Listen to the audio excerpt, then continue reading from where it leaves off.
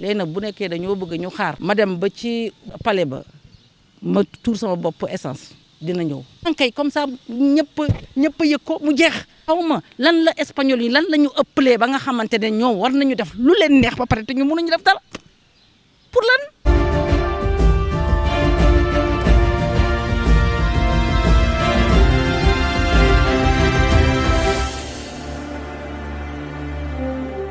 Bonjour amis et fidèles internautes de Sunugal 24 ñoo ngi fii nga xam ne mooy département Rufisque commune Sangalkam ñu ñëw quartier bi nga xam ne moom mooy quartier Kalia nekk cité yoo xam ne ay cité la ñu fekk suñu benn maman boo xam ne dafa nekk si naqar ak tiis kër gi nga xam ne da koo jëndoon depuis 2019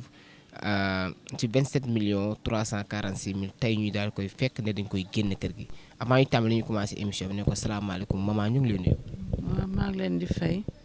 di leen remercier pour li ngeen di jàppale seen mbokk yi nekk ci tolof tolof en tout cas ñu ngi leen di remercier maa ngi leen di remercier man personnellement. maman ñu daal lay fekk ci tolof tolof sax kanam sax moo ngi daal koy wane fi nga xam ne moom mooy entreprise bu tudd Zeltex daal di lay jox kayit ne da lay génne da nga jëndoon sa kër depuis 2019 mënoon nañoo xam nan la problème bi demee. problème bi lenn la ñun. man bon bi may jënd fii kër gi mun naa wax ñun parce que du man kenn ñun bëri nañ dañ ñoo jaayoon benn projet boo xam ne vraiment c'était alléchant man maa ngi jóge Mermoz ñëw ba fii parce que cité bi ñu proposé woon vraiment c'était bien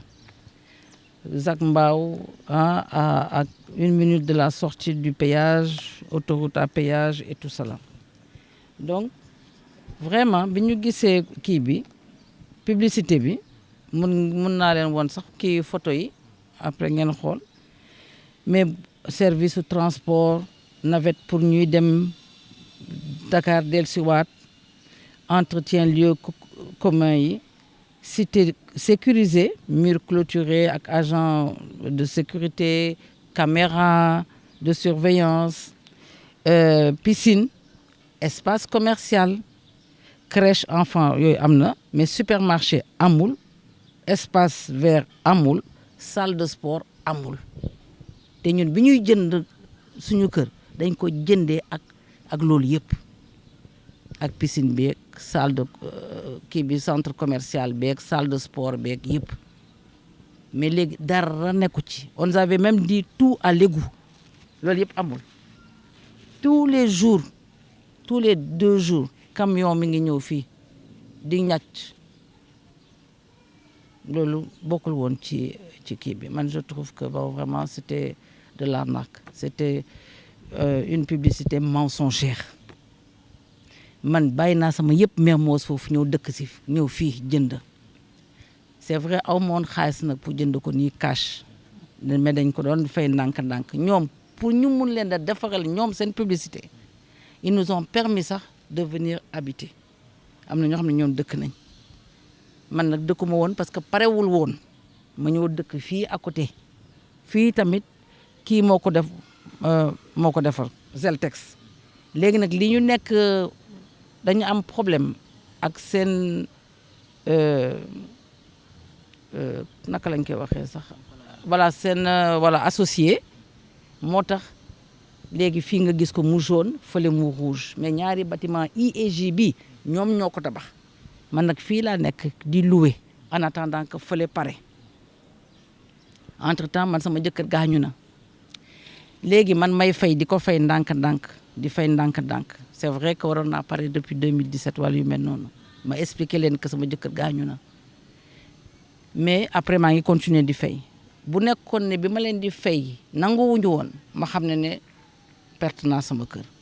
mais étant donné que saa yu ma leen joxee chèque ñu encaissé saa ñu jegee jox leen chèque ñu encaissé donc ça veut dire que d'accord nañ léegi le 19 xaaral ma xool pour ma bañ a fen 19 juillet la mi ngi nii 19 juillet ñu yónnee ma courrier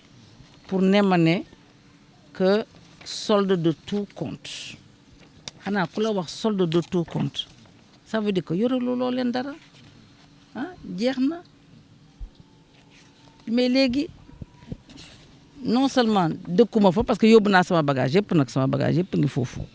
mais dëkkuma fa léegi dañ maa tere sax ma dugg ci cité bi. bëggoon nañoo xam nan nga ko doon fayee par tranche ak sa premier caution bi nga doon joxe ñaata million la. Est-ce que man xam nga nag léegi moom damaa retraité de damaa retraité kii bi xam naa ne fàtte naa kañ laa commencé woon fay mais ñoom man bon mënoon naa ko xool ci këyit yi mais kiiwuma woon len daal xam naa ko moom mooy le 29 juillet 2019 versé naa leen benn chèque CBAO de 2 146 000 dox naa leen ko le 6 août 2019 ñu envoyé ma benn courrier envoyé ma mail pour ne ma ne nous accusons réception en date du 29 juillet 2019 de votre versement par chèque numéro CBAO d'un montant de 2 146 000 à titre de solde de tout compte pour l'acquisition d'un appartement de type 4 F4 situé dans le lot 4 rez-de-chaussée bâtiment E dans notre résidence sise au nord de Zac Mbao. Nous vous rappelons que le prix de vente du dit appartement est de 27 346 000 francs. Vos avoirs dans nos livres s'élèvent, sauf erreur ou omission de notre part, à 27 346 000 qui correspond au montant de l'achat de l'appartement. Donc, yoratuma leen dara. La preuve, ils m'ont même mis en bas. Nous vous remercions pour la confiance que vous avez témoignée et prions d'ailleurs, chère cliente, l'assurance de votre parfaite considération. Le comptable a signé, l'assistant financier a signé. gis kayit yi mais fay nga ba pare ba nga fay ba pare tey ñu xëy na leen lay génnee. ñu gis ne kayit yi ñoom ñoo ko bind. ne fay nga 27 346 000 ba pare. maa ngi fay. Le 6 août. lañ ma yónnee kayit bi de le 6 août 2019 léegi ñu envoyé ma benn kayit pour annulation de réservation le 5 juillet 2022 loolu la xamul nag fan lañ ko teg 3 ans même après parce que 2019 20 21 22 ñu lekk sama xaalis liggéey ak sama xaalis ba pare léegi ñu ne man nag dañuy annuler vente loolu laa xamul fan lañ ko teg mënuma admettre que ay étrangers en plus des Espagnols yoo xam ne nous on va jamais oser faire ce qu'ils ont fait ici là on n'oserait pas faire ça chez eux kon daxoon nañ bu yàgg comment ñoom en tant qu'Espagnol ñu nekk fii bëgg jaar suñu kaw et puis nekk comme si ils sont un pays conquis on n'est plus du temps colonial tu viens dans mon pays fekk ma man sénégalaise ba pare nga bëgg a jaar sama kaw loolu laa du nangu parce que vraiment mënuma liggéey ba dem retraite ñu jox ma sama xaalisu retraite ma verser leen ko ma jaay sama oto ma jox leen ko actuellement je suis à pied ma jël yëpp jox leen ko ñu toog ba mu neex leen 3 ans après ñoo dema ne que dañuy annuler vente bi loolu laa xamul fan lañ ko teg et dans quel pays nous sommes. si annulation vente boobu dañuy wax dañ lay delloo sa xaalis wala ñu doublé xaalis bi daal la koy jox. déedéet dañ ma ne bi ma jëlee avocat parce que bi ma loolu amee dama jël avocat avocat bi assigné leen le même jour que avocat bi assigné leen le même jour ils ont envoyé un huissier pour me rembourser mon chèque mais dañ ci génne ay pénalité soi-disant ñu jox ma chèque 21 millions ma ne leen du ma laal chèque yorelu leen ma xaalis kër ngeen ma yoreel mënuma liggéey dem retraite nga xam ne léegi maa ngi retraite war a vivre paisiblement ba keroog bi ma yàlla di jël ngeen ne ma nag léegi da loolu amul loolu moom vraiment xaw ma daal mais métti na de métti na lool métti na. est-ce que problème yi ñi nga dëkkal daal di koy yëg. am na ñu ko yëg xaw ma nag lu xew parce que ñoom foofu nee nañ ne waaw parce que ci li ñu wax nee nañ ne dañoo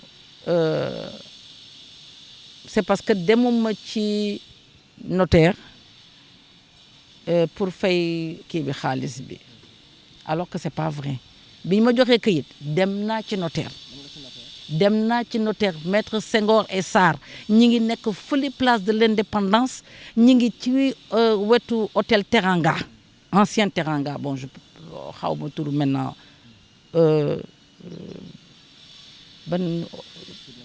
ban tur lañ ko changé foofu dem naa ba foofu bi ma demee nee naa leen ne man je suis à la retraite mënuma di fay 3 millions et quelques noonu donc est-ce que mun naa fay ndànk-ndànk ñu ne ma non amul problème ma versé naa 500 000 versé naa 700 000 versé naa 900 000 li ci des nag même bi nga xam ne nekkuma fi woon sax maa ngi woon en Europe parce que sama doom dafa accouché ba dem assister ko ma dem maa ngi doon yónnee xaalis à partir de foofu li ma déploré nag moom mooy man au moins xam naa bureau notaire joxe naa xaalis notaire yore naa ay reçu li ma metti comme ni ma leen koy waxee c'est que y a des gens qui habitent dans la cité yoo xam ne xamuñu sax fan la buntu notaire nekk xamuñu sax combien les frais notarial la leur coûte xamuñu ko te pourtant ñu ngi dëkk seen biir kër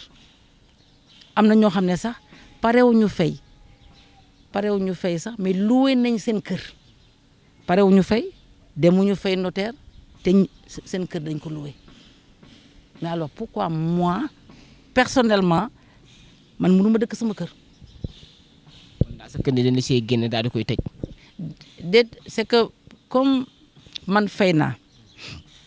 ba ñu defal ma papier comme quoi fay naa bi may wax ne solde de tout compte quand on te dit solde de tout compte ci sama jàng bu sorowul de mooy ne j'ai fini de payer je ne leur dois plus rien j'ai fait 2 fois état des lieux léegi joxuñu ma sama caabi man maa dem foofu di visiter gis ne bunt bi tëjuwul ma dem teg caabi jël sama bagage yëpp teg ko foofu comme sama kër la solde de tout compte maa ko moom ma dem teg fa samay bagage am naa eau am naa électricité à mon nom ma dem teg fa samay bagage moo tegee sama bagage ma tëj ma ñëw fii nag fi nga xam ne foofu laay loué te ba léegi delloowuma kër gi pourtant nag léegi borom kër ga ak may laaj këram pression borom kër ga ak may laaj këram pression boo xam ne mënuma dugg sama kër te am naa sama kër loolu metti na. ñu gis ngay dund loolu ak jënd sa kër mënoo cee dugg ba pare looy teg la pression est-ce que dem nga ci yoon. dem naa ci yoon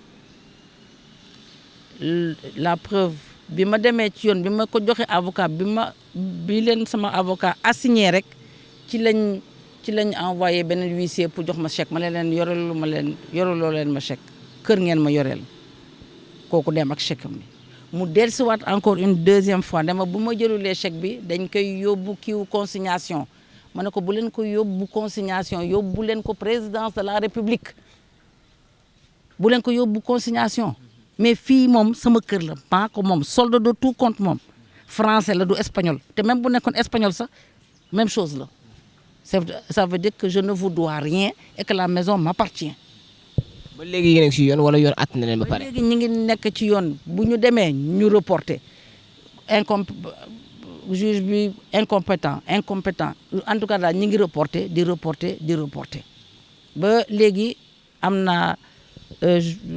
audience le 15 décembre démb à ma grande surprise dama demoon ci dentiste bi benn huissier woo ma ne ma nekk dafay man la soxla woon dafay ñëw parce que daf ma war a jox benn papier ma ne ko papier bu mel naan mu ne ma non kii la pour convocation pour le 25 octobre ma ne ko pourtant parce que kii bi appel bi parce que ñoom dañoo def courrier dañoo demandé pour ñu expulser ma soi-disant que j'ai occupé illégalement la maison